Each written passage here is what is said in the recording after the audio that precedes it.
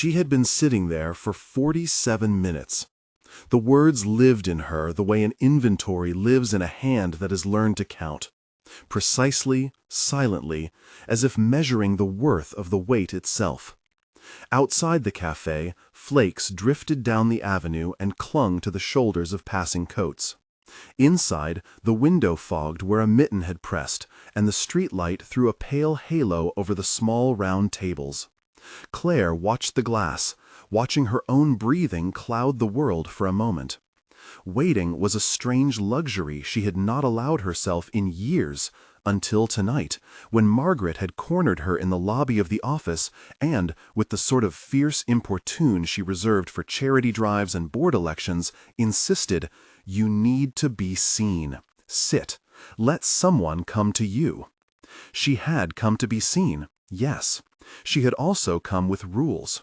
She arrived early, took the seat by the window where she could see anyone approaching, ordered something modest so as not to attract attention, a single Americano, black, and set her watch to the rhythm of someone who had learned that time could be trusted only if you guarded it. The watch was, like most of her things, a chosen precision, a present to herself on the day her divorce papers became final, a small monument to the decision that her life would be run by her own hands and no one else's calendar. 47 minutes is long enough to rehearse every conversation you think you'll have, long enough to invent the things people like to say when vulnerability must be fashionable. She told herself the waiting was an experiment in courtesy. Give someone space to prove they could see you. She told herself it was a test. Mostly, she told herself it was nothing.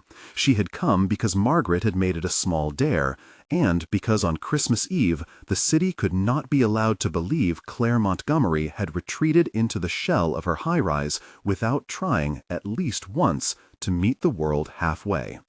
The cafe was busy in the way neighborhood cafes get busy on holidays. Couples leaned toward one another like familiar boats. A pair of baristas joked about burnt sugar. A young man in a commuter coat read aloud to a toddler whose mouth was smeared with chocolate. The owner, old enough to have watched the block change hands twice, moved through orders with a practiced concierge's cheer. He noticed her, of course. He noticed every person who sat a while and ordered the same thing, the same way you notice a violinist's rest. 2 times he refilled her cup without a question. The second time he pressed the mug into her hands and said, soft, "On the house. You're waiting on someone, aren't you?" He didn't say it like a judgment.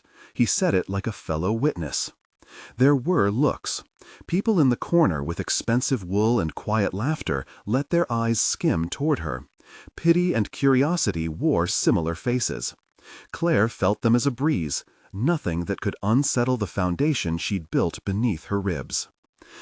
Her life had rules to it. Meetings, memos, a calendar of expectations she could manage with a fine, steady hand. She did not do things in ways that left her vulnerable to chance. Yet the waiting had begun to unspool something she hadn't noticed was taught. The catalog of reasons to leave, the rehearsed excuses that would flip open like a list of safety protocols if the door remained stubbornly shut. She checked the time again, not with the flash of a woman afraid of being stood up, but like someone confirming the mathematics of a small experiment. 47 minutes. Her mouth held the tiny bite of a smile that made her look almost soft. Margaret's text, 3 words, delivered with an uncharacteristic lack of punctuation, sat open in the phone's notification. Be kind. Be brave. She let the phone drown in her coat, an afterthought. If you've ever waited for someone who finally showed up, leave a 1-line comment below. It felt absurd to break the spell with a line meant for strangers on a screen. She almost laughed. She did not post anything. The notion floated, though, like confetti in a gutter. People liked to imagine they were waiting for something meaningful. She folded the idea away. The bell over the cafe door chimed, and the winter air pushed in along with a man who carried a small avalanche on his shoulders. He was soaked, his jacket dark with winter rain, water beating at the seams, hair still shaking as if the cold were a hand trying to unlace his collar. He looked like someone who had been working his way through a storm, rather than a man who'd run across town to keep a date. There was the immediate distinction Claire noted with the precise eye of habit. His clothes were ordinary in a way that said more about the uses they'd been put to than about thrift. The cuffs of his jeans were damp and frayed. His coat had the faint trace of grease in a place she couldn't have placed without looking closely. He carried a satchel that had seen better days. The leather had a softened sheen from hands and movement. There was a moment where he scanned the cafe, eyes searching for recognition, and then he spotted her. He hesitated with the kind of apology that begins inside the chest and travels outward as a person moves across a room. He set his jaw as if tucking away something tender. Up close, his hands were the detail of a life lived by other means. Palms marked with faint calluses, the short, honest scars of someone who handled tools and pipes with equal care. He sat across from Clare, set the satchel on the floor as if it were a small child. And for a second, they were two things that did not fit in exactly the same frame. "I'm so sorry," he said, and the apology was a small, genuine object. It's been a night." His voice had the kind of gravel that softened with candor. "Traffic, ER, I should have called." The warm cafe hummed around them like a layer of sound that could be peeled away. Claire could have left. She had a life that moved forward by its own plan. But there was something in him that rendered the rules irrelevant. His eyes were not pleading for pity so much as they were naming a fact. This man had been somewhere else for reasons that had nothing to do with inconsideration. "What happened?" she asked. It was practical, a neutralizing of emotion so the conversation could be tethered to facts. "My daughter," he said. He said the words as if they were a name, not an explanation. "Emma. She's 7. She ran a fever. We thought it was just a bug, then it spiked. We were at the ER for hours. She's fine now. They said it was a virus. They let me go when she slept." He swallowed. "I'm sorry. I know how this looks." It did not look like much to those around them, but to Claire, the man across from her, looked like someone who had been up against an outcome and had come anyway. He reached for his napkin, hands sure and steady. He checked his cuffs as if embarrassed by the dampness, and then he folded his fingers together the way someone does when their body is trying to reclaim its composure. 47 minutes, Claire said, because facts comforted. I've been here 47 minutes. He looked at her watch then. There was no indignation, only a quick arithmetic in his face. "I know." He laughed softly, a sound that was partly apologetic and partly surprised by his own luck that she'd not stormed. "I don't have a good explanation, not one that sounds like an excuse. He stopped, and for an instant Claire felt the old, practiced instinct of a woman who asked the questions that kept her safe. "Why did you wait?" He blinked. "Why did you wait?" he echoed, and the question landed between them as if they'd both sent out an invitation and then answered it themselves. "Because I had no better plan," Claire said. She felt indulgent at the admission, like a person letting down an eyelid. She folded her hands around the warm cup. And because Margaret insisted that someone worth meeting would show up. He nodded, eyes softening in a way that made his face look younger. "Margaret, she's a force." He smiled as if he'd been the recipient of one of her gentle shoves. "Okay, well," he shifted in his chair. The damp from his coat left a small shadow on the floor. "I brought something, if that's not too strange." He reached into his satchel with the same deliberate care he'd shown earlier with his napkin. His fingers came back with a piece of paper that was folded and unfolded in irregular ways, the kind of wavering, crude fold a child or a rushed parent would make. He eased it open like a small reverence. Crayons had left thick, confident lines across the page.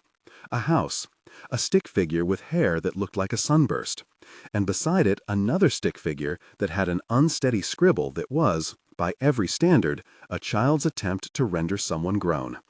A crooked evergreen filled one side of the page with triangular ambition. Across the top, in looping letters, something clumsy but legible read, "Daddy and his new friend. Merry Christmas." Claire felt the room tilt. It was not a message, it was a declaration of faith. That a child had named this future, by the soft alchemy of the crayon, was disarming. She kept her reactions small. He watched her for the smallest of signs, and there was gratitude in that watching, a gratefulness for being seen, for having carried the drawing and offered it. Emma made this while the triage nurse took her temp, he said. She got bored of the hospital stickers and insisted on making someone. She said, "If you're going to meet someone, Daddy, you should have a picture so they know I approve." The earnest absurdity of the line could have been cloying if it were not spoken between a man with calloused fingers and a woman who had learned how to live by edited sentences.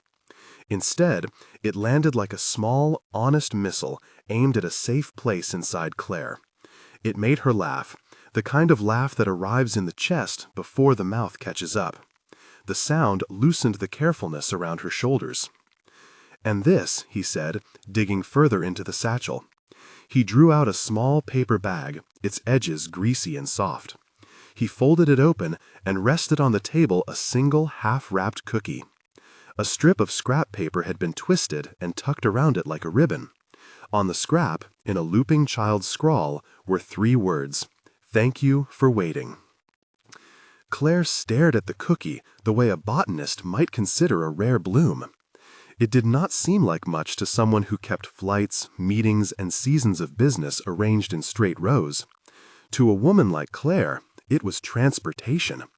The cookie was an object's modest heroism, a small, intentional act that made waiting into a sacrament.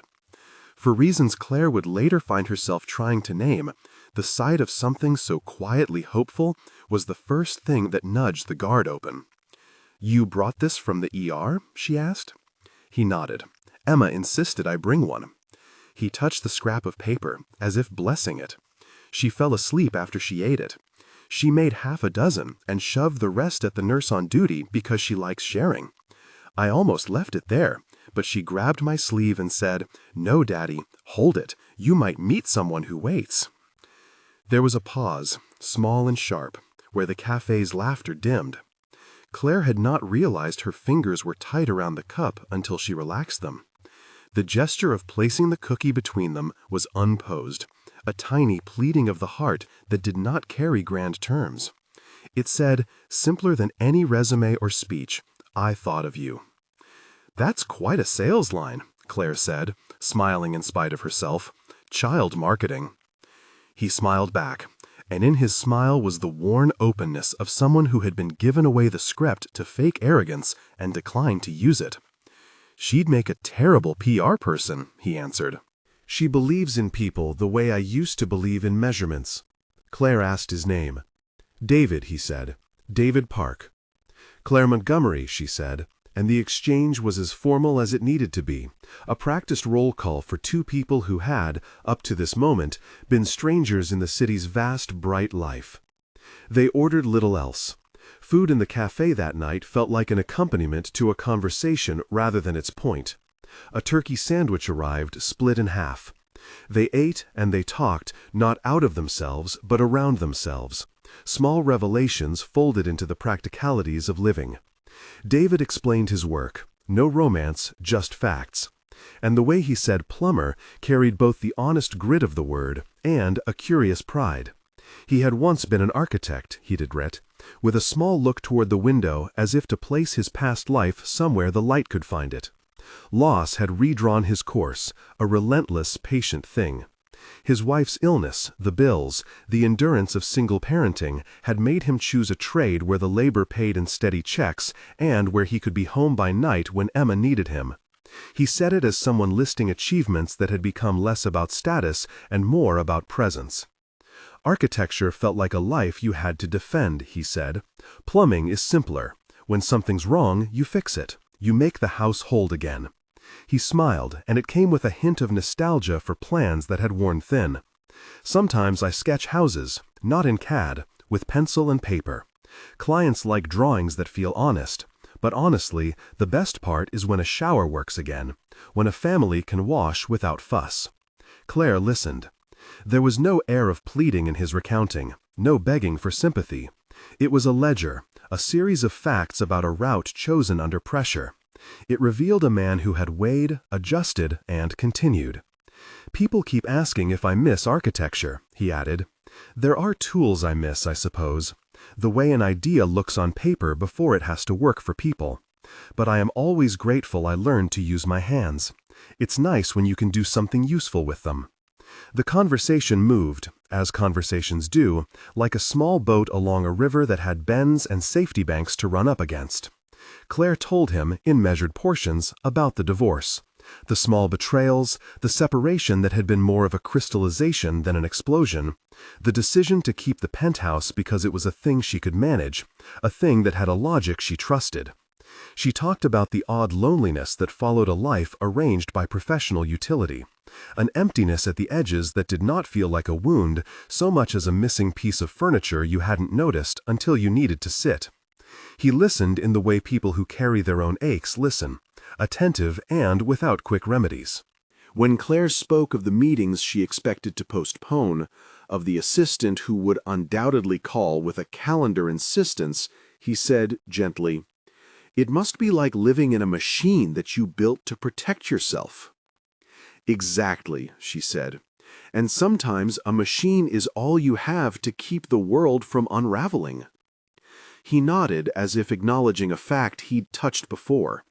"Machines hold," he said, "but they can also stop you from letting someone else hold you when you need them." She gave him a look, half amused, half impressed. He said things plainly, and they landed like small stones on water. No one sentence claimed to fix anything, but the repeated action of listening had a cumulative effect. By the time the sandwich was done and the coffee had gone lukewarm, something fragile had shifted. Claire's guarded posture had relaxed into the curve of someone who had allowed a new variable into a system she believed she alone ran. At one point, the cafe door opened for a breath of cold air and a couple with a stroller passed, the baby nodding off against the mother's shoulder. A woman at the next table leaned in to whisper to her companion. The words floated past like a fragment of script for people who like to assume they knew the whole play. "Single father, poor," the whisper buzzed away. Claire heard it, she did not react. There was a distinction she had learned. Gossip was the least reliable observer of anyone's character. David's phone buzzed twice on the table. He ignored it for a few beats, then fished it out and let himself listen to the message, his thumb rubbing the screen. He tucked the phone away and met Claire's eyes. "Everything's okay now," he said, and there was a practical sound to his assurance. "They told me to keep her hydrated and check for fever. I called my neighbor to stay with her while I came out. She's sleeping with one of those hospital bracelets on. She told me not to worry." There was a timbre of protectiveness in his voice that worked like a hand around a fragile thing. Claire found herself imagining a small apartment with scattered toys, a fort made of blankets, a little bed with a nightlight, and a 7-year-old asleep with a crayon drawing tucked under her pillow. The image moved through her like a brief temperature change, warmth in the chest, an awareness that other people's ordinary lives contained such vivid details. An honest question slipped out before she could catch it. "How old is she?" 7, he said. "She's fierce. She told the ER nurse that the waiting room snacks were inadequate. She tried to barter a sticker for better syrup." Claire smiled. The laugh that escaped her then was softer than the earlier one. "She sounds like trouble in the best possible way." "She's everything," David said, and the word was neither a boast nor a complaint. It was a fact that sat steady in his sentence. There was an offer in the air, an unannounced invitation to move from the abstract into something small and practical. David's boots left a line of damp and grit on the floor that the cafe owner caught with a broom in a practiced movement. Claire watched him gather his satchel. She thought of the apartment she paid for because it fit the lines she'd set with her life. She thought of Margaret's encouragement, of the leftover cookies on a neighbor's counter at home, of the way the world had been arranged to keep her safe. She put down money for the coffee, the smallest ritual of normality, and stood. "I should go," she said. and the words were neutral enough to be true. But she stayed where she was a moment longer, compelled by the small domestic honesty of the scene. A man with calloused fingers and a child's drawing and a cookie offered like a treaty. Her watch read something, but time mattered less in the face of simple things you could do right then. "I need to get back," David said. "I should probably—" "Do you want me to come with you?" Clare asked. He blinked, startled in a way that made him seem both older and younger at once. It was not a question he had expected, and she was not sure she had expected to ask it. There was, in the phrase, an implicit reordering of a life built on rules, an executive deferring an afternoon, a man whose night had already been stretched thin being offered company. It was a domestic courtesy she had not practiced in a long while. "It'd be, if it's not too forward, I'd like that," he said. He looked toward the door as if measuring the distance to something he did not yet own, then back at her as if confirming the possibility was real. Clare felt a small thrill of impropriety and, against the rhythm of habit, a tender curiosity. This was not the sort of evening that came with a checklist. There would be emails. There would be a meeting she could adjust. Her assistant would call and insist. But there was a 7-year-old girl's crayon note and a cookie and a man who had shown up like a witness to his own life in the rain.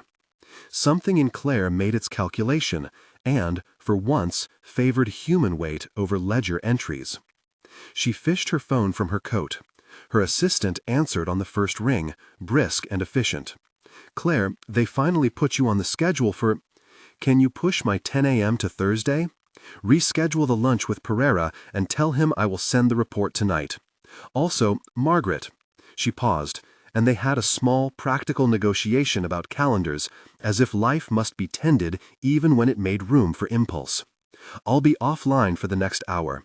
Tell the board I will join via conference for the last 10 minutes, if necessary. Thank you." The assistant made a sound that could have been concern. Clare closed her eyes for a fraction and let herself feel the tiny swing of consequence. It was not a rebellion, it was a choice with margins. She slipped the phone back into her coat and folded her scarf around her neck like a small armor. "All set," she said. They stepped out into the winter air together. The world smelled of exhaust and wet pavement and the faint, consoling sweetness of roasting chestnuts from a vendor on the corner. David walked with a measured gait, the sort that carries the steadiness of someone accustomed to balancing unexpected burdens. Clare kept pace, watching how his shoulders held the rain, noticing how his boots splashed, and how, when a gust lifted a sheet of plastic from a bin, he stooped without being asked to rescue it from the street. Between the two of them, the city hummed on, people with plans and inside jokes and the anonymity that comes to a metropolis at holiday time. Clare felt the odd blend of being exposed and defended, the daring to follow someone she had only just met, the curious desire to witness how life meaningfully rearranged around small acts of care. On the bus they climbed into together, the heater's warmth a small mercy. The vehicle filled with people returning to homes, to less than perfect family dinners and obligations they had chosen or inherited. The bus rocked and squeaked along, the view outside a blur of light and storefronts. David sat with his satchel at his feet and the drawing folded inside a plastic sleeve so it wouldn't smudge. He held the cookie bag between his knees like a talisman. Clare watched him, and, at some point, without either of them making it an issue, she understood that whatever tonight would become, it would be measured in ordinary gestures. Toast at a table, a hand passing tissue, the reading of a children's book into the seams of the night. At the stop before his, a woman muttered something about the wrong train, and the baby began to fuss, and the world did its ordinary interruptions. Clare felt an anticipatory flutter she had not felt in years. It was not romantic fireworks. It was the modest, attentive sensation that precedes a decision that makes room in a life. She could still return to the penthouse, to the schedule and the safe patterns. She could fold this evening back into the long list of what-ifs, Or she could go with a man she had met because he had shown up despite everything, and because he had come bearing a child's faith and a baked, crumpled token of appreciation. The bus clattered to a stop, and David gathered his things with a quiet economy. He turned to her, fingers extended as if offering a bridge. "You don't have to," he said, noting the modest way she looked at her own coat, measuring its designer seam against the trace of rain on his jacket. "I know," she said. The words were short and honest. "But somebody waited for me tonight. I can wait for someone too." He smiled, something small and disarmed, and for a moment the city outside the bus window felt like a story that might, given enough small acts, turn softly towards something steady. They stepped off into the slant of the streetlights and the hush of snow catching the glow of the lamps. The building he led her to was modest, brick with a little stoop where a plastic chair had been placed for summer and now leaned asleep under a dusting of white. A cheap wreath on the door suggested someone had pressed a holiday cheer into the routine of their life without fuss or display. As he reached for his keys, a neighbor watched from an upstairs window and waved a tired, kindly hand. "You kids don't be late for dinner," she called, before seeing them first and then recalling that neither of them could be called children. Her voice carried a warmth that made both of them laugh, the kind of laugh that disarms any lingering self-seriousness. Clare followed him up the steps, holding the satchel in her mind, as if it contained not just tools and damp gloves, but the beginning of an argument she had not known she wanted to make. That showing up mattered more than being perfect at the things that had kept her safe. He opened the door, and the apartment breathed out a small, contented warmth. The smell of something baking lingered in the air, vanilla and a faint, familiar hint of cinnamon, though she could not tell whether the scent was memory or reality. A small tree leaned against a corner, decorated with an odd collection of ornaments, hand-painted circles, fragments of string, a single glittering bauble near the top. From somewhere in the apartment a small voice called, muffled and bright, "Daddy, did you meet someone?" David's shoulders eased. "Yeah, I met someone," he said, and there was a mixture of nervous pride and the simple joy of answering a child's curiosity. Before Clare could frame her next thought, the hallway light flashed briefly, and then a little figure appeared beside him, pigtails in slight disarray, cheeks tinged pink from the night, and the fever now tempering into sleep. Emma stood there with her feet splayed like she owned the world, small as it was. She looked at Clare as if sizing her up, a tiny jury making a verdict. Then she broke into a grin that seemed to declare an irrevocable truth. "Daddy," she said, fully, "you brought the cookie." He knelt, and in his hands he had a half-wrapped cookie rescued from the satchel. Emma's brow, for a breath, drew into a question. Then she shot forward and hugged him with a sudden, efficient force that made him laugh. When she looked up, she did not do the measured child solicitations Clare had expected. She drew out the crayon picture and held it like an offering. "I drew this," she announced, and then, aware for an instant of the performative nature of such moments, added, "It says Merry Christmas, and Daddy's new friend is nice." Clare felt something, small and molten, melt across the place in her chest where carefulness had once been cultivated. Emma's hand, sticky with a smear of something, jam or chocolate, left a faint print on the sleeve of Clare's coat. She wiped it with the heel of her hand in a motion that surprised both of them. "You clean up good," Emma declared, applying the bluntness of a child who had not yet learned the social niceties of reserved praise. Clare blinked. "And you," she said, looking at the drawing, "are an excellent artist." Emma's grin widened. She flopped onto a worn-down armchair as if it were a throne, and immediately adopted the posture of someone who expected cookies, stories, and perhaps a little more. "Are you going to be our friend?" she asked. Her question was to the point, lacking the hedges and caveats adults build. It was not manipulative. It was simply how a child in a world of winks and rules asked for what she wanted.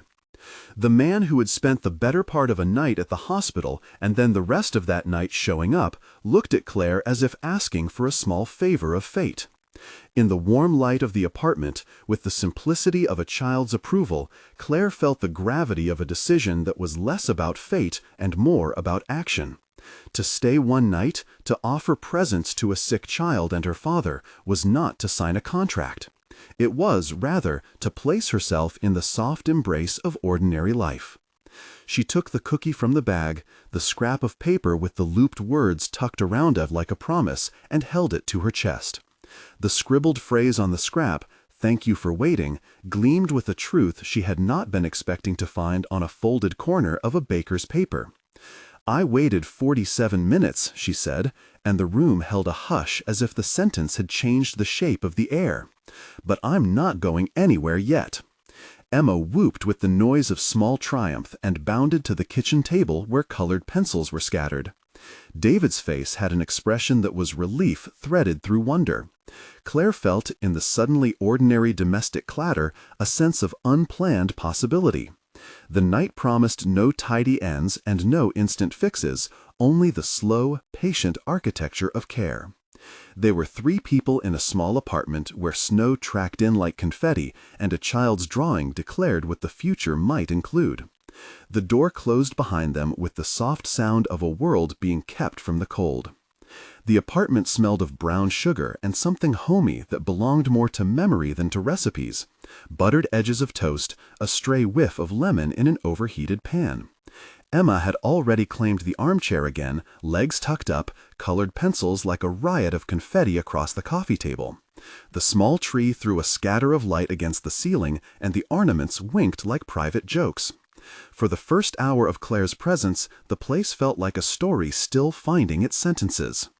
"Do you want to help?" Emma asked, without ceremony, as if the world were naturally organized around the proposition of help. "Yes," Claire said, and the single syllable felt larger than it would have the week before. She sat at the counter, where the flour would eventually dust her sleeves, and watched David move with the quiet competence of someone used to making things work. He had already changed into something less damp, an old sweater with a small discoloration near the cuff. The sweater sat against him like a second hand, familiar, modest, practical. They baked in a way that folded awkwardness into rhythm. David cracked eggs with a practiced wrist that betrayed a familiarity with simple chores. Claire measured sugar, first with an exact, executive precision, then with the ease of someone surrendering to approximation. Emma supervised with a dictator's charm, correcting the placement of sprinkles and dictating the cadence of the oven timer. They burned a tray. It was inevitable. Flour got on Claire's black coat and on the back of David's sweater. A corner of the cookie tray smoked when Emma forgot to turn the rack down, and her triumph at the moment of discovery was a mixture of glee and immediate remorse. Claire found herself laughing, the kind of helpless laugh that shook out the last cobwebs of a carefully managed life. "That's not how the pros do it," David said, wiping a smear of chocolate from his mouth, the remark half teasing, half admission. He fished another tray out and said it like a small declaration, "We'll do it again." They stayed in the kitchen long after the oven cooled. They ate warm cookies off a plate that lived permanently on the table, and passed the bag of marshmallows back and forth like contraband. Claire learned that Emma liked her cookies with excessive icing, and that David preferred his with a tea tucked into a chipped mug. The small domestic exchange, who used which spoon, who preferred the toast darker, charted a confidential geography between them. Claire's hands moved with a different kind of deliberation now. She dipped her finger into icing and let Emma lick it clean. The gesture felt like an act of permission, to be small, to be messy, to be delighted. At some point, the apartment's tiny radio heralded a weather update, and a neighbor's television hummed behind a threadbare curtain. The banal sounds anchored the room the way salt keeps soup from going sweet. David took a small sip of his tea and then spoke, voice low like someone wanting to keep his words from startling sleeping things. "I almost didn't come," he confessed, more to the air than to Claire. "When Emma's fever spiked and the waiting room filled up with people who needed naps, I thought the world would be fine without me, that someone else would notice. But she, Emma, she looked at me, And for a second, I could see how much she needed me to be the person who planned something stupid like a date. He smiled, a tired, genuine tilt. She packed the cookie just in case. Claire watched him. There was no showmanship in the confession. It landed like a fact. She remembered, in a blink of a private timeline, the nights that had become purely a ledger, meetings ticked off in blue and black, solitude arranged like a legal brief. There was an ache behind the modern neatness she had cultivated, an ache she had answered with competence rather than companionship. Now, in the warm crossfire of a small kitchen, she felt the ache soften into a possibility. Emma announced, solemnly, that Clare must read her a story. Claire had not known she could read aloud and make the air change. She perched on the edge of the armchair like a woman resuming a lost apprenticeship. The book had the sing-song cadence of childhood rhymes, but Claire found in the modest plot, a house built by animals, a family that made room for odd arrivals, a meaning that anchored something she had not named. Her voice steadied in the familiar pattern, and the apartment folded itself around the cadence of a page turning. Emma listened with the focused attention only children can muster, insisting that Claire use funny voices for the animals, and Claire complied, discovering that the small theatricality felt less like performance and more like belonging. After the story, the night deepened. Emma yawned with the weight of the fever finally relenting, and nestled into the crook of David's shoulder while he read her the emergency packet the hospital had given. Short notes about hydration, temperature checks, when to call back. They made a bed on the couch with blankets that smelled like the detergent of neighbors. Claire fetched a small nightlight and set it by the bedside table. She surprised herself by sitting there until Emma's breath fell into a sleep with the slow regularity of a tide. In the quiet, David and Claire sat at the little kitchen table. The lamp threw a soft half-moon over the papers. Emma's drawing, the scrap that read, "Thank you for waiting," the soggy napkin with a child's doodle. The city outside was muffled, its usual hum reduced to distant breaks and the occasional bell of a cab. "You work nights?" Claire asked, surprised at how normal the question felt. "Sometimes," David said. "Mostly emergency calls. Pipes don't care what time it is." He rubbed his thumb across the top of the drawing, as if feeling the weight of the crayon. "I used to draw houses for people who paid for my ideas. There was a rhythm to it, but the rhythm depended on things that were not always kind. When Sarah got sick, it made everything different. Bills came with a kind of hunger." He swallowed. "Plumbing kept me near when Emma needed me. It paid in a way that architecture didn't. It let me be there." Claire listened not as a board member listening to a report, but as someone whose own shoulders had borne similar quiet economies of care. She felt an urge to say something practical, offers that were useless love, but easy to hand out. "I could help, call a friend, I have contacts." But the right response would be smaller, less dramatic. "You showed up," she said finally. "You didn't not show up. It's not a small thing." David's expression softened in a way that came from long practice at containing both gratitude and embarrassment. "I didn't know if you'd be annoyed," he admitted. "I know the kind of life you're used to. I know about being on time as a currency." They were honest in the small ways people are when the night narrows threats. David with a faint worry about failing Emma. Claire with the admission that she could choose not to be alone and repent later. The conversation folded and refolded into the practical. How to care for a fever, where the nearest pharmacy opened early, whether Emma should have more fluids, whether Claire would stay the night. None of it promised broad strokes of life rearranged. It was small, exacting, and human. At one point, an unexpected ring cut through the kitchen's low talk. Claire glanced at her phone. Her assistant had left a message, succinct and urgent in that way she always did. "Claire, you're 10 a.m. It's insistent. Pereira wants the report. The board wants clarification on the Q4 numbers. They'd like to know if you're offline for the meeting. Call me back. Claire felt the tickle of old obligations like a physical thing, a seam that could be tugged and expose the interior. For a moment, she considered the safety of her high-rise, the meetings, the orders she gave, the life that managed life. Then she listened to the quiet in the apartment, where a small person slept, and a man watched over her, and made a pile of blankets the way a harbor makes room for a boat. "Tell them I'll join the last 10 minutes," she said to the voice on the voicemail, as if the bridge between the worlds could be threaded by a thin wire. "And ask Pereira to accept the Q4 numbers with my annotated notes. I can forward." Later, when she told David about the message, she discovered the odd comfort of being able to move within both the life she had made and the one that was unfolding here. It didn't feel like surrender. It felt like an experiment she had allowed to proceed under measured conditions. David's phone buzzed once, a late-night text from a contractor about a burst pipe. He read it and then set the phone face down without answering. "You should probably check that," Claire said. He looked at her, the dilemma plain. "I can be there in 30, he said, "but I promised Emma I'd stay until she slept." "It can't wait," Claire said. He shook his head. "I can't just leave on call without checking. The last time I did that, I missed a kid's birthday because the supervisor called and said it was urgent." He rubbed his jaw. "I don't like this part, always choosing. But I'm here." Claire watched as he wrestled the tiny ethics of his life, responsibility versus the promise he'd subconsciously made to himself to be present. He opened the message and wrote a brief reply.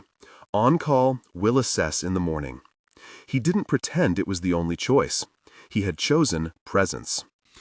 The night slipped toward a kind of tired intimacy. Claire, who used to keep the edges of her life razor-sharp, found herself folding a blanket over Emma and admiring the way a child's features relaxed into trust. She thought of her own apartment and the empty spaces she had carefully curated. She thought of the way authority had become a refuge and how refuge could sometimes be the same as isolation. "How do you handle days that just keep coming at you?" she asked David at one point, not wanting platitudes anymore. He considered. "By doing the work in front of you. By fixing what's broken today so the next day isn't as bad. And by having a neighbor you can rely on when you're 2 hours away at a job and a child needs someone." He looked at her. "And by letting people help when they offer it. Not all help is a handout. Sometimes it's a lifeline." Claire nodded. The idea of accepting help had always made her uneasy, too close to the feeling of losing the helmsman's wheel. Yet the night's small acts, shared cookies, an offered coat, a drawing, started to feel less like liabilities and more like foundations. The lesson was not new. It simply arrived under a different light. At 2 a.m, when Emma shifted and mumbled in her sleep, Claire sat on the couch and listened to the muffled breathing of a child finally learning to recover. David watched her quietly and then, in a way that surprised them both, leaned forward and placed his hand over hers. The touch was easy, the sort of human contact that did not demand anything but presence. It registered in Claire the way warmth registers on skin, unnoticeable until the absence is felt. "Thank you," he whispered. It was forthright in a way that required no ceremony. Claire answered in a small, plain way that bore the same weight. "And thank you for being honest." They slept a little over the kitchen table, earthen mugs cooling beside them, while Emma's steady breath mapped out a sudden, ordinary peace. When the morning arrived, it did so with a pale, forgiving light. Snow had softened the city's edges, and the air was clean the way a promise feels after a messy admission. Emma woke with the kind of slow clarity children possess. She blinked at the lamplight, found Claire on the couch, and declared with the frankness of 7-year-olds, "You're staying, right?" Claire smiled. "I am staying." Breakfast was a ceremony of small improvisations.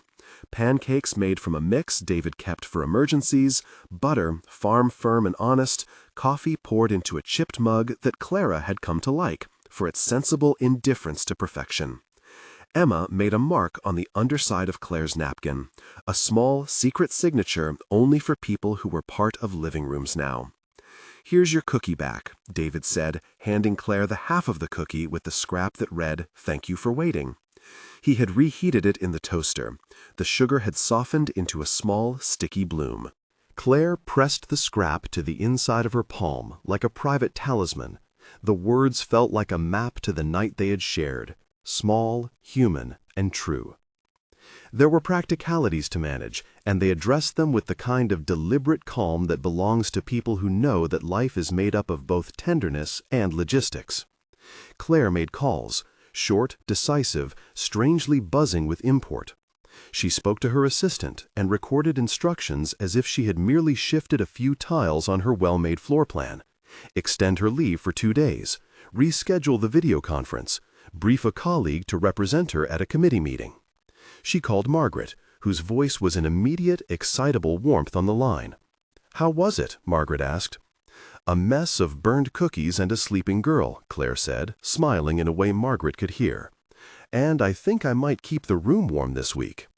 "Do it," Margaret said, with the fierce advocacy Clare knew well. The two of them spoke like conspirators, making a reasonable, loving choice rather than dramatic rebels. Outside, the city held its usual market of people keeping their own emergent routines. Inside the apartment, a new rhythm set down its stakes. They would be 3 for the day, and that felt enough to start. David fielded a call from work, a simple request about a late fix in a building. He shadowed the details but made it clear he needed to stay within earshot in case Emma needed him, a boundary he had more right to now that the night's events had set a new precedent. There was no drama in the denial. There was only a practical reordering of priorities. The morning moved with the unassuming miracle of small decisions. Clare cleared some emails at the kitchen table while Emma colored and hummed an invented carol. David took a short nap while watching Emma from the doorway. They shared glances that felt like vows without the formality, vows to be present in small, deliberate ways. There was no talk of futures or promises beyond the next day. That restraint was part of what made the moment real.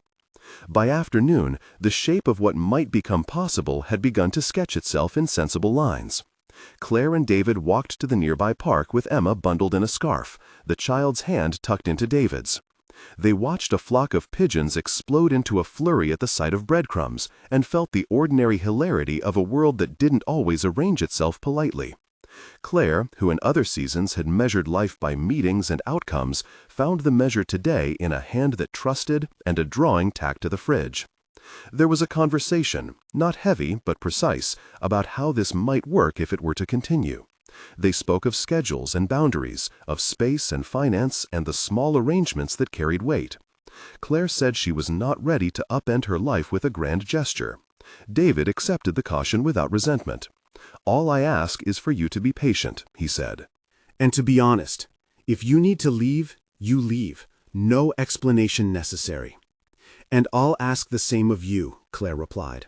"Be honest about space, about needing help, about when it's too much."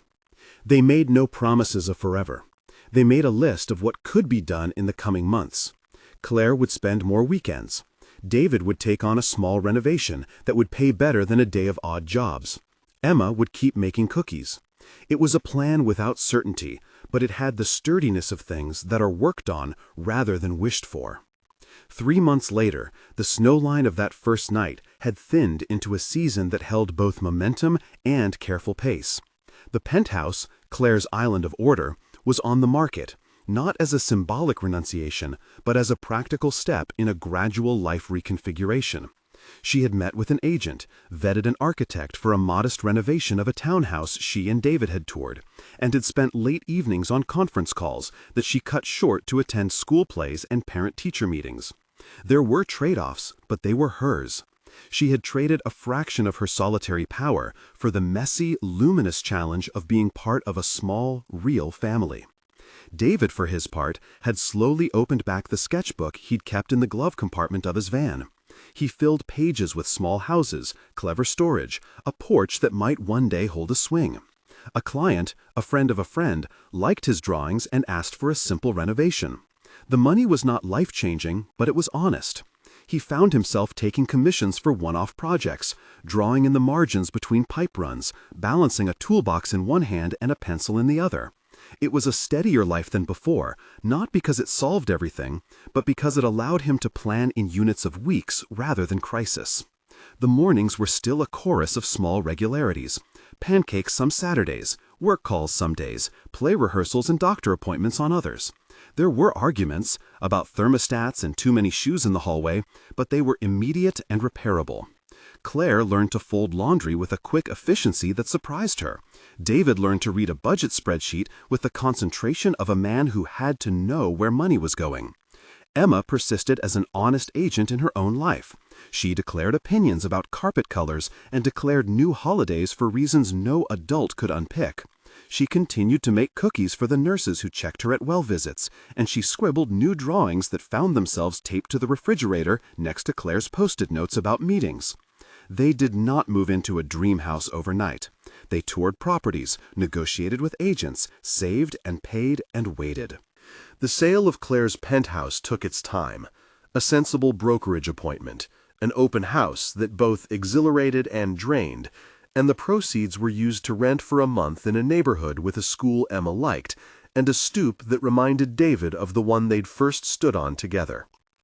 The three of them painted a living room a color that the real estate world would call neutral and a child would call cozy. David sketched a small addition that would someday be a proper study. They planned, postponed, and reworked their future in a series of practical steps that felt like vows because they required attention every day. On a bright, not quite warm morning, they stood in a half-empty house, a moving van idling outside, boxes stacked like small altars. The furniture was a modest assembly, a couch that matched the childhood prints at its corners, chairs from different lives now united under one roof.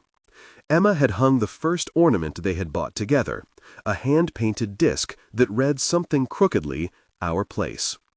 Claire had a document folder with the final signatures of the sale. Her hand trembled for a second as she slid the papers into the box she had labeled Keep. It was not a surrender to romance or a leap into reckless fate. It was a collection of choices she had made, one small, steady choice at a time. David stood with pencils tucked behind his ear and a measuring tape slung from his belt. He had a list of subcontractors and a small plan that would, in time, turn into walls and windows. He had also learned to ask for help when an electrical estimate came up and to celebrate the small victories, payment on time, a helpful neighbor lending a ladder, rather than expect miracles. They sat on the floor, amid a scattering of bubble wrap and half-assembled chairs, and shared a lunch from the deli around the corner, cold cuts, a lettuce that still argued with the idea of freshness, and a container of olives that Emma declared fancy. Claire watched David give Emma the last olive, the way he did with a small ceremony, and the idea settled into her like a new coat. Life could be both practical and tender. The city outside went on as it always did, indifferent to the small domestic revolutions that occur inside townhouses and apartments. Inside, the three of them, imperfect, stubborn, gradual, made a life that had edges and limits, and, most importantly, the repeated act of attendance. They learned how to ask for a neighbor to watch the child when both brave and ordinary days demanded it. They learned how to patch financial gaps without reshaping themselves into caricatures of sacrifice. Claire continued to work in a job that mattered to her. She took conference calls from a kitchen table, and sometimes from a temporary corner office, but the cadence of her days had altered.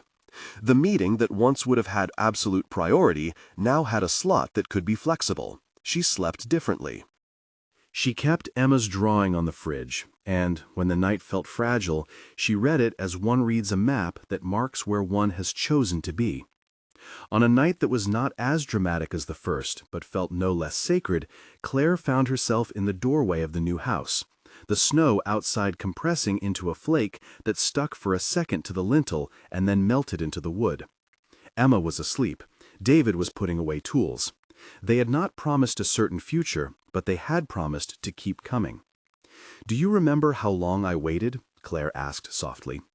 David paused, and the tools in his hands would have been easy to put down if this had been a novel moment. Instead, he set them carefully on the workbench and turned to face her. 47 minutes, he said, precisely. She smiled. "I waited 47 minutes for you." He came close and folded his arms around her, the kind of human contact that required no speech. "So what happened when the working single dad showed up late to his Christmas Eve date?" he asked, voice playful and tender. She leaned into him, warm and defiant in its ordinary bravery. "He showed up," she said, and that was the start of everything. They did not need more words. In the span of a few small seasons, they had reframed the idea of belonging away from perfection and toward the daily practice of attendance. The house they were standing in was an unfinished draft and thus promising, full of rooms that would receive paint and arguments and laughter. It would need repairs, adjustments, compromises. It would also hold quiet breakfasts, arguments that were solved the same day, and bedtime songs that Emma would demand on nights when the city felt too loud. There was no miraculous cure, no sudden reversal of hard things. The financial tight spots remained a fact of life. Both Clare and David met them not with grand pronouncements, but with quiet competence. A negotiated rate, a second job taken for a season, a delayed purchase of a necessary appliance. But the stories they told themselves now included the word together.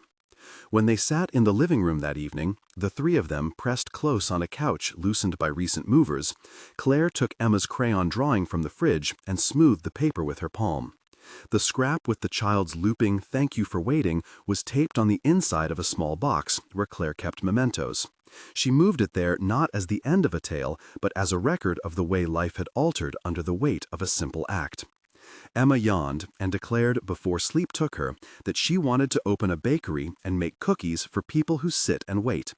David and Clare traded a look that was half amusement, half gratitude.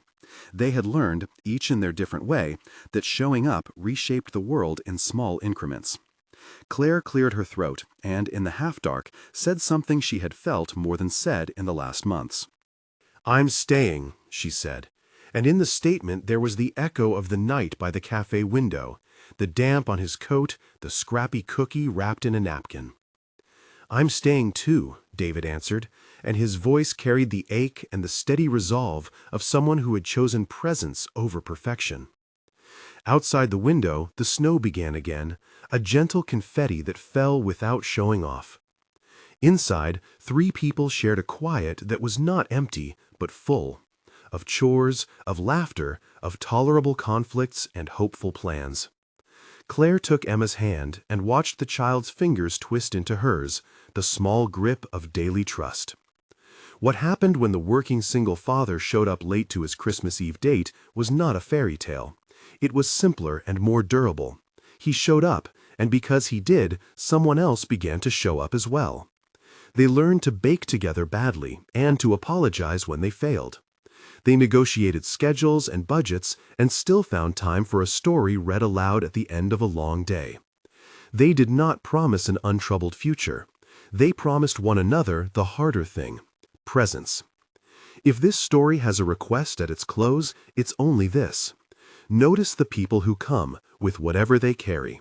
The world asks for little sometimes, a moment, a shared cup of coffee, a hand to steady the ladder. And those small acts add up. If this warm human story landed with you, and you believe that showing up matters, share it with someone who might need the reminder. And if you'd like more stories like this, subscribe and come back. There are other evenings worth sharing.